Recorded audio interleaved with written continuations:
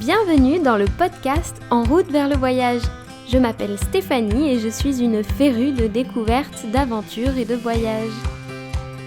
Aujourd'hui, je vous diffuse le 3e épisode de l'interview avec Alice. Pas besoin d'avoir écouté les 2 premiers qui sont plutôt tournés sur ses expériences en workaway. Dans celui-ci, elle revient principalement sur son voyage au Népal alors qu'elle avait tout juste 18 ans. Bonne écoute! Est-ce que tu as eu des moments difficiles pendant tes voyages, n'importe lequel, de voyage je veux dire? Alors, on va dire, il y a 2 petits moments plutôt stressants et un peu compliqués, mais qui se sont bien finis heureusement. C'était pendant mon premier grand voyage au Népal, avec mes parents et avec l'association humanitaire. D'ailleurs, j'ai pas donné le nom, qui s'appelle Solimal, donc Solidarité Himalaya, donc sur le principe de parrainer des jeunes tibétains ou des personnes âgées tibétaines qui sont réfugiées au Népal ou en Inde. Et donc pendant ce voyage, on est allé à la rencontre de ma filleule. Faut savoir qu'à l'époque, quand on est parti, il me semble que c'était en 2004, il y avait encore des tensions au niveau du gouvernement entre des séparatistes maoïstes et puis le gouvernement népalais, ce qui fait que dans la montagne, il y avait encore des combats, etc. quoi. Tu sortais de Katmandou, il y avait encore un peu des checkpoints, c'était un petit peu... Oui, voilà quoi. C'était un peu tendu. C'était un petit peu tendu. Mais bon, nous on l'a pas vraiment ressenti en tant que tel, sauf ce soir-là en fait, on devait rencontrer notre filleule qui malheureusement du coup était pas dans l'école où elle étudiait parce que ce jour-là elle était dans sa famille. Et donc on était avec tous les parrains et le chauffeur du bus nous dit ouais moi je vais pas dans le village d'à côté parce que y a le couvre-feu, j'aurai jamais le temps de revenir. Donc le chauffeur était pas chaud d'y aller. Et nous on se dit on a fait tout ce voyage pour la rencontrer et on est si proche du but et de se dire on va pas pouvoir la rencontrer quoi, c'est pas possible. Donc on a discuté et puis le groupe est reparti à l'hôtel avec un autre chauffeur de bus qu'on a réussi à avoir et nous voilà partis pour le petit patelin avec la présidente de l'association, 2 amis en fait qu'on s'était fait dans les parrains et puis mes parents et moi. Donc on est dans le bus, on arrive dans un petit village et Tachi, donc c'est son nom, Tachi Dolma, notre filleule, et sa famille sont dans un camp tibétain, donc un camp de réfugiés. Alors un camp de réfugiés c'est pas ce qu'on peut imaginer à la télé avec les tentes et compagnie, hein. C'est juste en gros un espèce de petit village un peu qu'ils ont conçu eux-mêmes en contrebas d'un autre village. Donc ça restait quand même des conditions de vie, t'as quand même les toits en tôle, etc. tu vois, mais... Et donc on arrive dans le village, donc à proximité du camp, et on se dit, la nuit commence à tomber, il faut qu'on trouve cette personne, autant dire que tu sais qu'elle est dans le camp, mais tu sais pas où, tu connais pas la maison. Donc tu te balades, tu traverses un pont singe avec une photo de la gamine en disant, tu sais te faire comprendre, vous connaissez... ouais, non, vraiment, tu passes sur les planches en bois avec les ficelles et tu te dis, donc tu passes là au milieu, puis tu t'as ta photo, puis on t'indique plus ou moins, alors c'est là-bas, par là-bas, et on arrive finalement à rencontrer notre filleule et sa famille. Alors là, gros moment d'émotion, et écourté en fait, parce qu'on avait genre 20 minutes à tout casser, parce qu'il fallait qu'on reparte avec le bus avant le couvre-feu, tu vois. C'était vraiment le seul moment où vous pouviez y aller? Là, ça devait se faire, et en fait, il y a eu un contretemps, je sais pas quoi, elle pouvait pas être sur place, elle à l'école, donc on y allait, on allait la voir, elle. Et on s'est débrouillé sur place en se disant, on revient à la fin du séjour à Katmandou, donc si jamais tu peux venir à toi à Katmandou, ce serait vraiment chouette qu'on puisse repasser un moment ensemble. Donc heureusement, ça a pu se faire après. Mais c'est vrai que sur le coup, c'était un peu en stress, parce que tu te dis, je suis venu pour ce voyage-là, pour la rencontrer, et...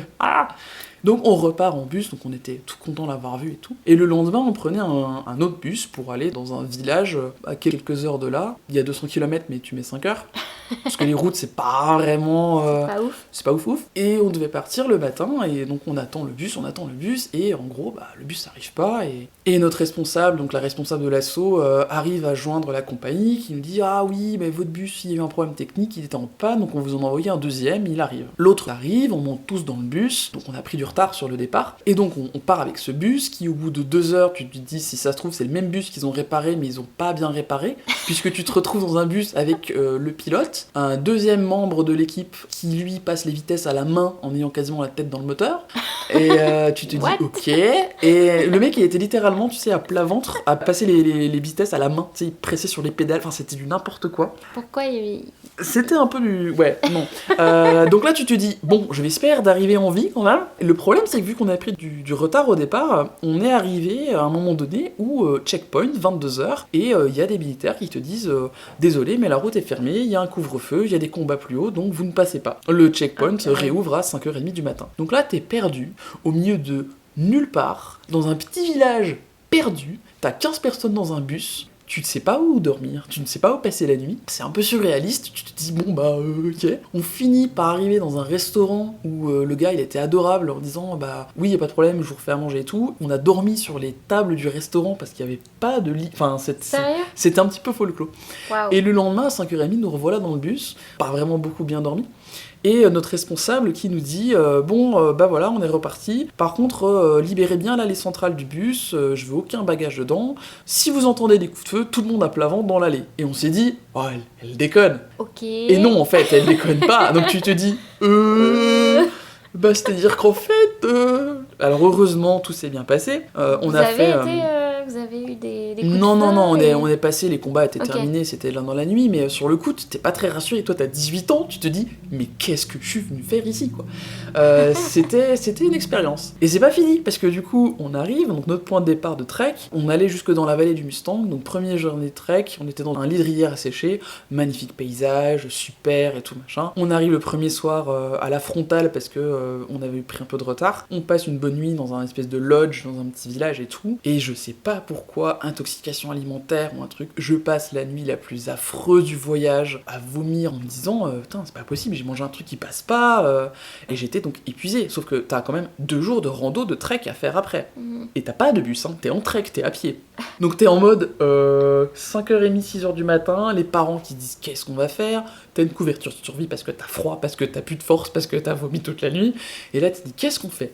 Et coup de bol, il y avait dans un village vraiment pas loin un mec qui louait des mules. Donc me voilà à dos de mule, en me disant faut que je m'accroche comme je peux à la selle en essayant de pas tomber parce que t'as pas de force du tout. Et me voilà parti à dos de mule et les autres à pied.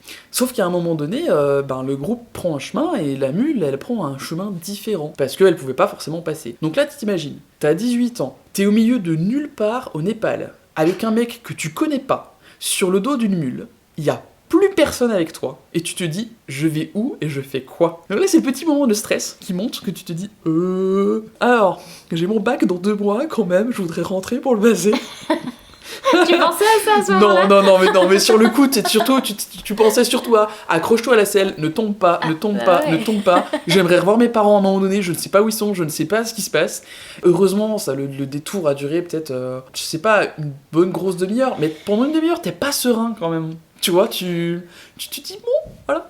Bref, on arrive à se retrouver, et le 3e jour, j'avais suffisamment récupéré la nuit pour repartir à pied. Donc dernier jour de trek, super et tout, on arrive près du village dans lequel on était censé passer la nuit, puis reprendre un petit avion. J'arrive, j'étais une des premières du groupe, et il y a un grand pont justement, un grand pont de singe aussi, puis t'attends le groupe quoi, notamment, tu vois, moi c'est la responsable qui avait un peu les passeports de tout le monde, tout ça, etc. Et sauf que de l'autre côté du pont, t'as un checkpoint avec des sacs de sable, des militaires, et un militaire il commence à te faire des grands signes en disant viens, et toi tu te dis non. Moi j'attends mes parents les gars, hein. je traverse pas le pont, c'est pas possible. Et en fait, pareil, on était en terrain où il y avait eu des combats un peu plus hauts, etc. Donc c'était un petit peu tendu les gens. Donc on s'est fait escorter sous bonne garde à traverser le pont et aller dans le village. Alors en soi, le trek était magnifique, hein, des paysages magnifiques. C'est ça que t'as ce petit coup de stress à chaque fois de dire bon, d'accord, je sais pas trop où j'arrive. Et on arrive dans le village, on passe une bonne soirée, et le lendemain matin, on arrive à l'aéroport, qui est un tout petit aéroport. Et il faut savoir que les avions ne décollent plus après 10h parce qu'il y a trop de vent, et du coup les avions potentiellement peuvent se cracher sur les flancs de montagne. Il faut savoir que dans la piste de décollage et d'atterrissage, c'est, je sais pas, t'as peut-être 300 mètres de tarmac, et en fait derrière t'as la piste qui donne dans le vide, c'est-à-dire que c'est une grande piste, et après il y a rien, et de chaque côté t'as les montagnes. Donc tu te dis d'accord, et à 9h30 t'es toujours pas parti parce qu'il y a un peu de vent, et tu te dis c'est pas grave, on va rester une journée de plus, hein. On va pas prendre le vol, hein. Parce que l'avion de Cosmic Air, qui était le nom de la compagnie, n'inspirait pas vraiment confiance non plus. Cosmic Air. Voilà, donc on est resté une journée sur le plateau là-haut de la vallée du Mustang à visiter le musée de la vallée du Mustang qui consiste en une pièce d'à peu près 25 mètres carrés avec 3 mannequins qui se battent en duel et quelques morceaux de vêtements. Intéressant au niveau culturel, mais c'est vrai que t'as fait le tour en 10 minutes. Bon, y a toujours les soldats dans le village. Bon, tu joues à des jeux de cartes avec tes copains et tes parents et voilà, parce que t'attends un petit peu. Bref.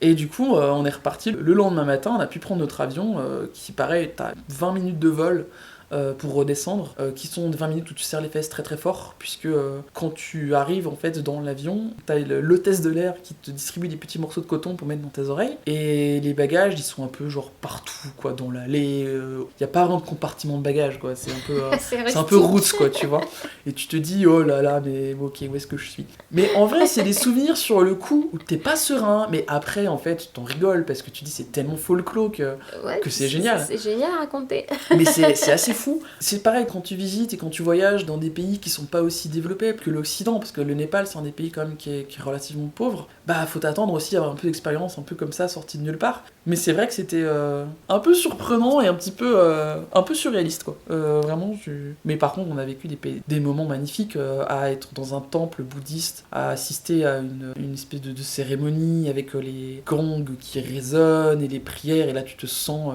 je me rappelle le deuxième voyage qu'on a fait, on est retourné au Népal avec mes parents et avec mon frère et ma soeur sans l'association pour revoir notre filleule et puis pour visiter encore d'autres choses, et on a fait ce moment là dans le monastère tibétain, et en fait ma soeur était en larmes quoi. Il y avait tellement d'émotions qui arrivaient et tellement ce moment de vibration, que waouh, ça te prend quoi, c'est vraiment magique. Donc c'est vrai que le Népal c'est une destination, je pense que je referais, je repartirai là-bas pour revoir aussi ma filleule. C'est vrai que merci la technologie parce que maintenant on peut se parler grâce à Messenger, WhatsApp et compagnie.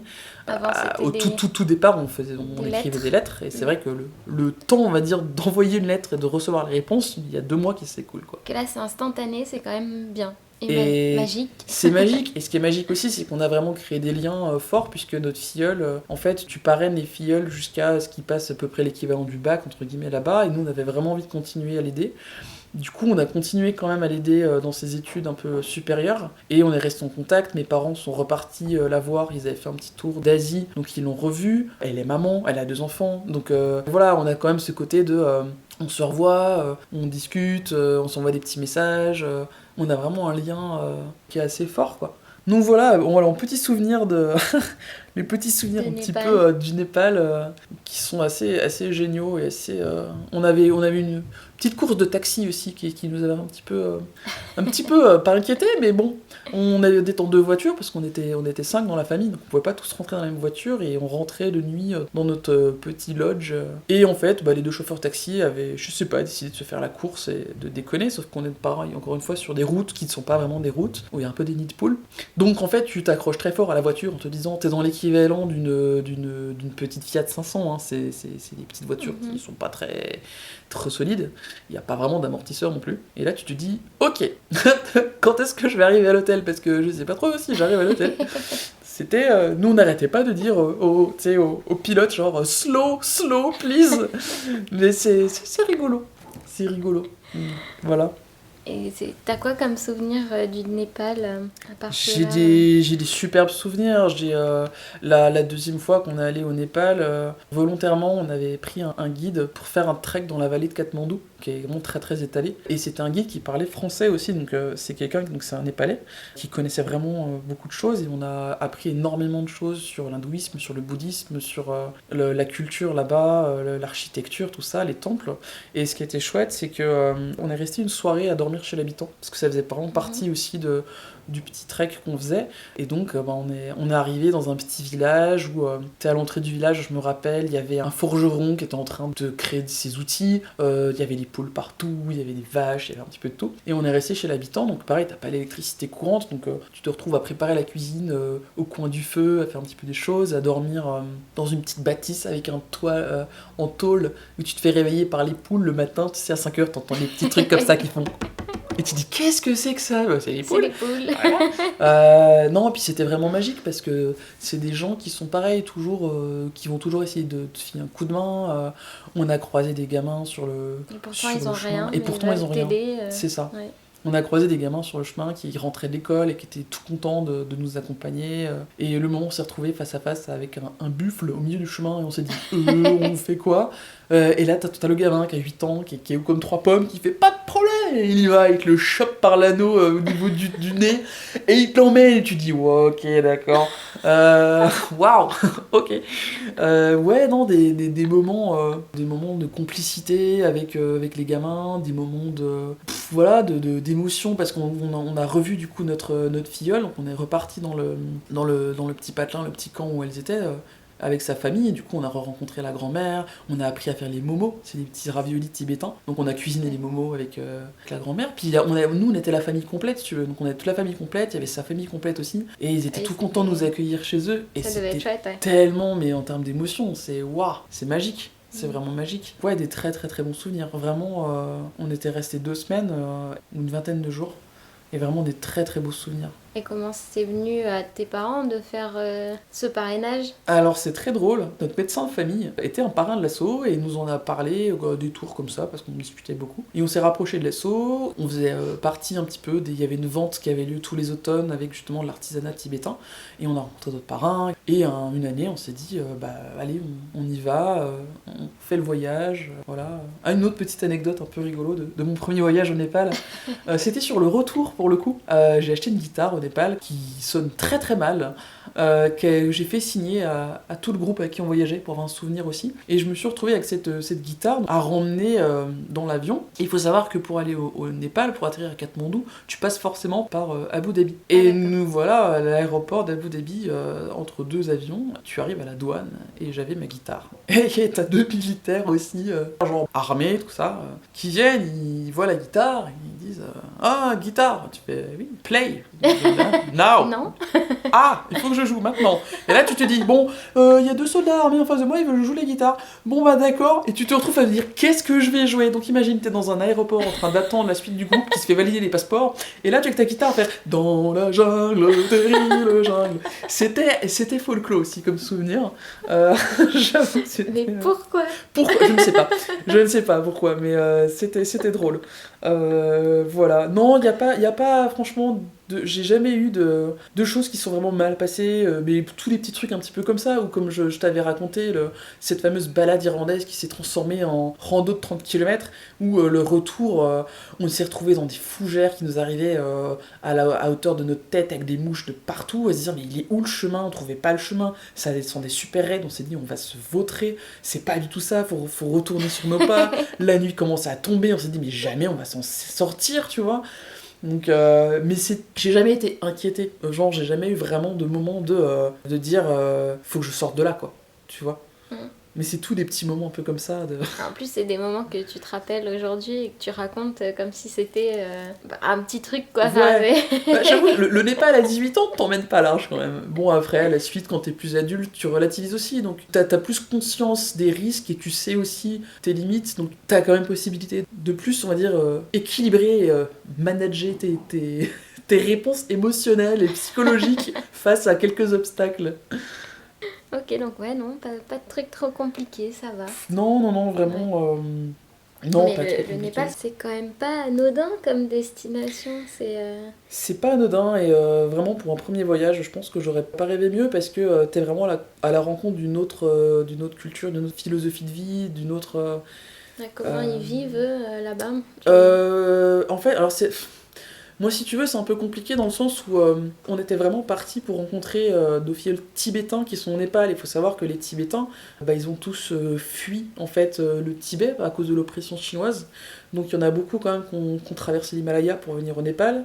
Et il faut savoir qu'il y a des organismes et des structures qui aident justement les Tibétains au Népal ou en Inde. Et donc il va y avoir des écoles tibétaines. Sauf que c'est les Occidentaux qui vont donner de l'argent pour financer ces structures-là. Le Népal n'a pas forcément cet argent-là pour les structures, pour les écoles népalaises. Donc il y a une grosse différence, par exemple, entre les écoles népalaises et les écoles tibétaines. T'as pas du tout le même budget, etc. Donc les Népalais sont quand même... Les Népalais et les Tibétains ne se mélangent pas. C'est-à-dire que tu n'auras jamais de mariage entre un Népalais et un Tibétain.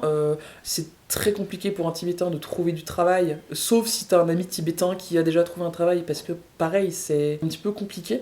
Après, c'est toujours le cas aujourd'hui? C'est toujours le cas aujourd'hui, parce que les Tibétains restent un peuple de réfugiés, un peuple qui est opprimé, qui est chassé du Tibet, et qui en plus non seulement arrivent, en fait, la plupart du temps, ils n'ont pas de papier, parce que quand ils débarquent en Inde ou au Népal, s'ils ont refusé de prendre la nationalité chinoise, parce que en tant que Tibétain, si tu veux un passeport pour voyager, il faut que tu dises que tu es chinois. Puisque le Tibet, même si c'est une région autonome, c'est la Chine. Donc imagine culturellement parlant te dire, si je veux pouvoir bouger vraiment de façon légale, etc., il faut que j'ai un passeport. Et encore, les réfugiés, par exemple les réfugiés tibétains qui sont réfugiés par exemple en France ou ailleurs, ils ont un statut de réfugié chinois, puisque le Tibet n'est pas reconnu comme un État. D'accord. Donc tu dois limite, tu vois, avoir la nationalité de ton oppresseur. Super. Ouais. Donc c'est pas compliqué. Après, c'est pareil, le Tibet et le Népal font beaucoup rêver parce que on l'a vu à travers les films, à travers voilà, des documentaires où t'as ce côté de oui, c'est les Annapurna, c'est les magnifiques treks, c'est le côté bouddhisme, un peu hippie entre guillemets dans les années 70 et tout.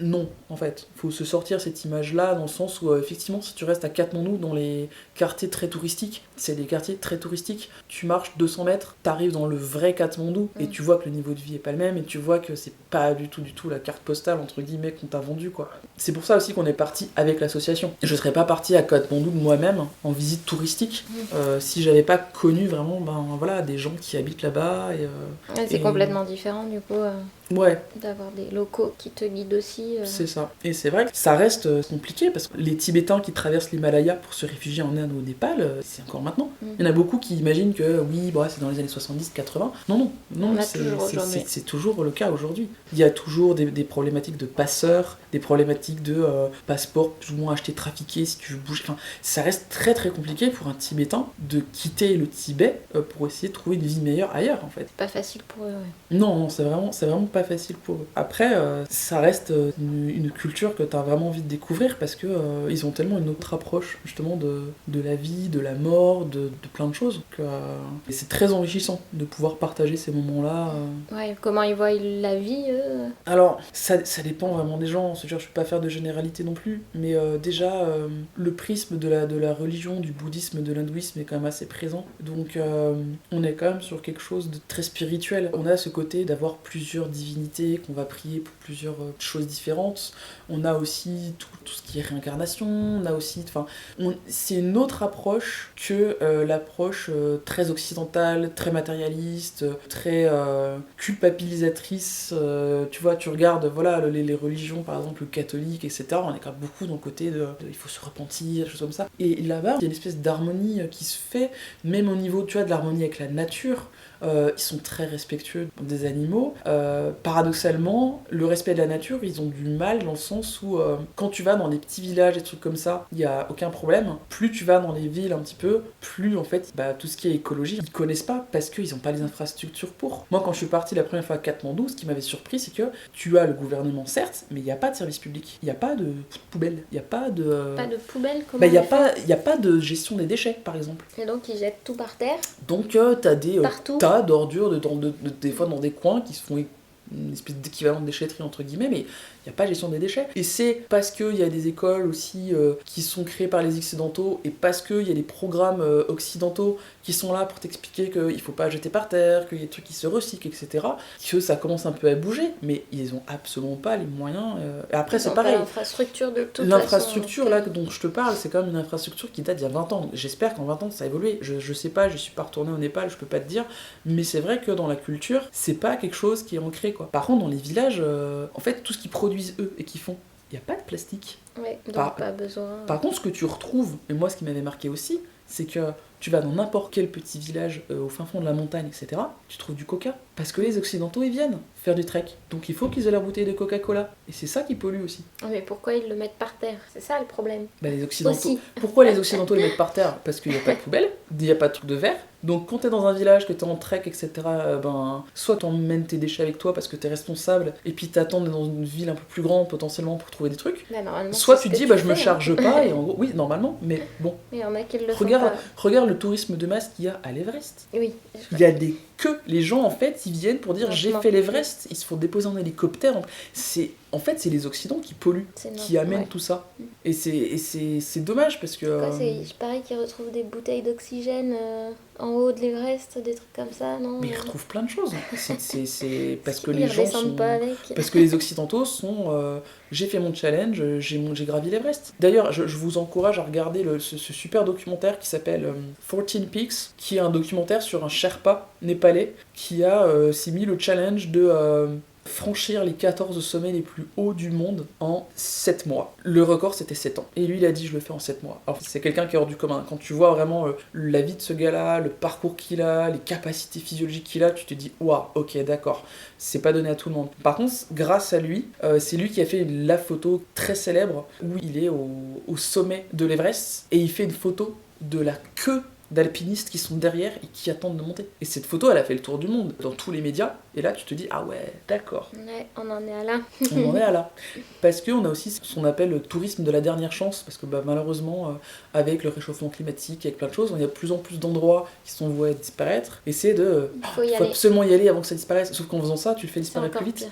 Il faut arrêter d'aller à la course de la photo parfaite pour Instagram, quoi. Alors qu'il y a tellement de choses à explorer autour. Il y a d'autres choses beaucoup mieux aussi à voir, beaucoup moins loin aussi. Oui, il y a plein de choses à voir en France. Il faut aussi regarder autour de soi. Comme je disais, la rencontre, elle peut se faire au détour d'une rue, et les paysages que tu connais pas, qui a déjà exploré toute la France ? On a des super paysages, on a un patrimoine naturel qui est quand même relativement exceptionnel, avec énormément de choses différentes, des falaises, des plages, des montagnes, des glaciers, des côtes de granit rose, il y a plein de choses, des volcans, enfin, on peut visiter. Pas besoin d'aller trop loin. Besoin d'aller trop loin. Ouais, franchement, moi j'ai pris plaisir à vadrouiller dans le Cotentin, à partir à la découverte de l'histoire du Cotentin, à faire des randos le long de la falaise, à voir des plages, des ports, et c'était magnifique. Ouais, j'en ai vu pas mal des trucs en France, en vrai, et c'est vrai que tu vois la diversité de paysages qu'on a, et c'est une chance aussi. Tout à fait. Tu peux faire des randos, tu peux faire du surf, tu peux même ça, il y a tellement de trucs à faire aussi en France, c'est chouette. J'aimerais bien faire des petits podcasts sur les gens qui partent en France, parce que c'est aussi intéressant, il y a aussi des choses à dire, et il faut le faire. Enfin, déjà, il faut voyager dans son pays pour pouvoir voir d'autres choses aussi, enfin, c'est pas qu'ailleurs qu'on découvre les choses. Puis c'est dommage parce qu'on se dit beaucoup, on part parce que ça nous change de notre quotidien, mais en fait notre quotidien c'est nous qui le faisons, pourquoi on le ferait pas ici? Je veux dire, on peut aussi découvrir des trucs tous les jours à 1 heure, 2 heures de chez nous, dans un sens. Alors, dans un sens, oui, je suis d'accord avec toi sur le côté environnement, décor, etc. Peut-être aussi pourquoi les gens partent à l'étranger, tout simplement parce qu'on n'a pas la même culture. Et moi, c'est vrai que l'état d'esprit, par exemple, en France, c'est quelque chose que j'ai beaucoup de mal avec. Et je l'ai retrouvé en Irlande. J'ai passé un week-end avec des amis français qui sont installés là-bas en Irlande depuis 1 an. Je venais de passer 1 mois vraiment magique. Ils se sont plaints tout le week-end. Oui, en Irlande, y a pas ça, ils francisaient tout, oui, tiens, ça c'est le monop, ça c'est... Et tu fais, pourquoi vous comparez en fait? Quel est ce besoin de tout ramener à soi, de comparer les choses, de dire c'est mieux que là, c'est moins bien que là, ça c'est l'équivalent de ça? En fait, on s'en moque de savoir pourquoi comparer. Vis le truc, quoi, tout simplement. Et je pense que c'est aussi un état d'esprit, donc partir en France, si vous tombez sur des gens qui sont hyper ouverts d'esprit, c'est génial, ça se passe super bien. Après, c'est pareil, c'est une histoire de culture. On a quand même un peuple pas les plus ouverts du monde, donc c'est vrai que c'est compliqué, et les touristes le disent aussi, quand ils arrivent, ils ont cette espèce d'image déformée de la France, parce qu'ils ont vu Emily in Paris, et ils ont l'impression que Paris c'est trop beau, c'est trop génial, les gens sont adorables, il y a la Tour Eiffel.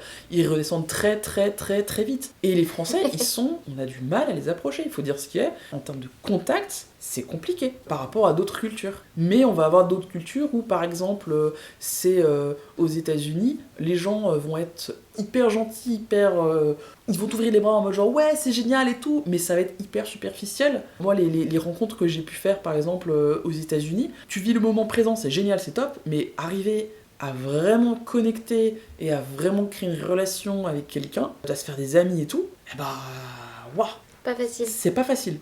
Et je pense que c'est parce qu'on a tous des cultures différentes, on a tous des personnalités différentes. Encore une fois, j'ai pas envie de faire de généralité, mais c'est vrai que c'est peut-être plus facile aussi de voyager dans certains pays que d'autres parce qu'on n'a pas cette même perception de l'autre et pas cette même ouverture d'esprit. Et on n'a pas cette même approche en fait, qui est plus ou moins facile selon où est-ce qu'on va. C'est vrai. Donc arrêtez d'être râleurs les Français, mesurez la chance que vous avez et enlevez cette barrière et discutez avec les gens. Les gens ils sont gentils, arrêtez de grincheux dans votre métro, être sur votre portable, levez les yeux, écoutez autour de vous. Exactement. Et arrêtez de vous plaindre quand vous partez à l'étranger que rien n'est écrit en français. Ah, je pourrais te parler des heures encore. Merci Alice de nous avoir fait découvrir le Népal au travers de ton expérience si marquante. Si cet épisode vous a plu, restez connectés, je vous diffuserai la suite et fin de notre échange où nous allons vous donner des conseils sur les sites à consulter avant de partir. On parlera notamment de Host Sister et Atlas Obscura. À la prochaine!